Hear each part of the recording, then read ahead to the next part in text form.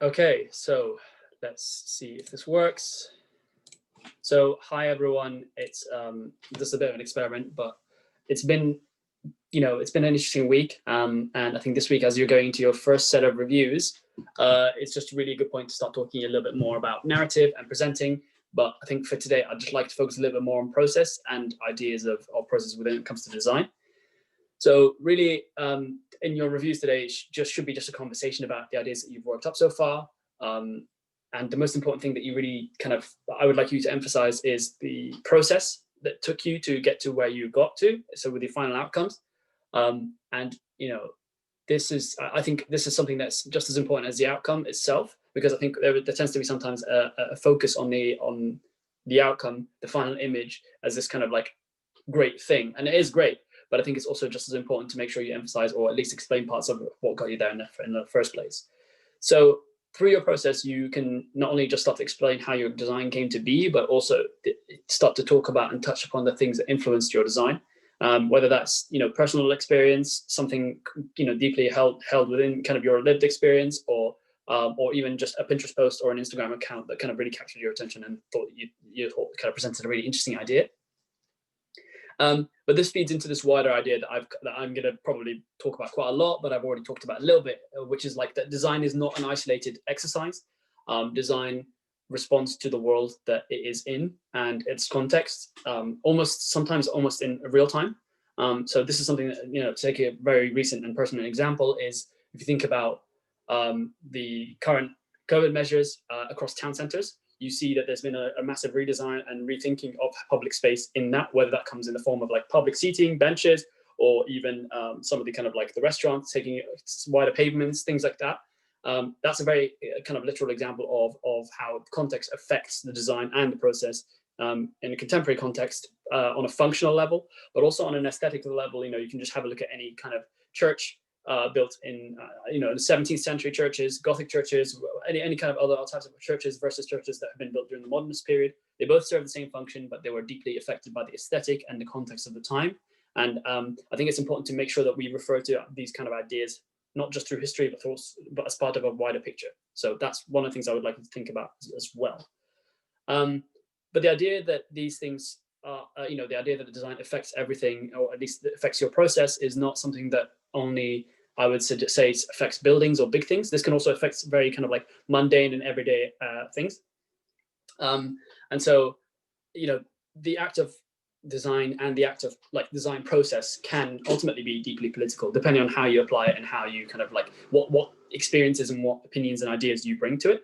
And even this extends to designing shoes, as you have all got some experience with that. So what I'm going to do, I'm just going to let's see if I can actually do this. Okay. So what I was trying to do is just going to share my screen so we can see an example. So the idea, like I was saying, of even designing shoes can be political, and this is an example that personally, really resonated with me, really struck me. And this is a project by the artist Judy Werthing, probably butchering the name, and she designed this product called Brinco shoes. So these are a pair of shoes that were designed to, she's an Argentinian artist who, like I said, designed these pair of shoes, which back in 2005 were supposed to kind of make the process of crossing the border, the US-Mexico border, easier. And the word Brinco means jump in Spanish. And I think this is, again, a very interesting example of something like that, of shoes taking on slightly more meaning than just the function.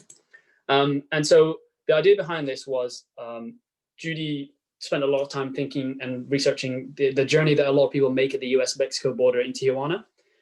So on the Mexican border, as a result, her output was she created these shoes and she handed them out for free at Tijuana. And then on the other side of the border in San Diego in the US, she sold these shoes in art for spaces for $200 as limited edition art objects.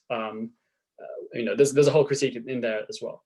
But these shoes are not just an aesthetic object. They also served as valuable tools to help migrants with their border crossing. And here's Judy handing out the shoes to people at the border. And if you look closely at the shoes, you'll see, like I said, that they're not just an aesthetic object. They serve as valuable tools because they also include a torch, which is, you can see here, and a compass. And also it has pockets within the shoe itself to kind of provide a space to hide money or to kind of like hide paperwork or any kind of documents that these people might need as they cross the border. And my favorite part of the whole shoe is that the shoe actually has an insole. In the insole, the shoe has a map of the Tijuana, US-Mexico border. And, you know, again, very powerful commentary. And I don't think it needs a lot of deciphering to be able to understand what she's trying to say or what she's trying to point out here. But I think this is a great example of how design of a fairly simple object and everyday object can just be as interesting and as refreshing as a critique as a building itself. And so this is really just a way to rethink, take an everyday object and think about it to question ideas about society and the everyday. Now, obviously, I think this is just kind of an example of what you can do. It's not necessarily an example of what everyone should do. I understand that, you know, not everyone's going to want to make an extreme political point, you know, or commentary on society in the everyday. But I think it's a, you know, it's just a demonstration of what is possible. But as we kind of go back into some of the questions that you'll be tackling today, I'm going to leave this quite open, and I think I would like to get your response to this kind of design, this approach to design. But the question I would like to put out to you as well, beyond just looking at the Brinko shoes, is what does story mean in your process, and what does narrative? How can you use narrative to communicate ideas of design?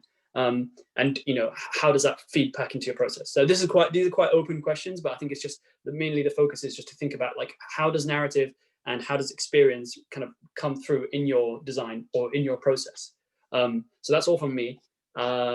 So hopefully this experiment has been successful. We'll see.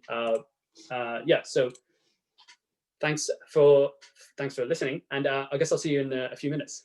Take care.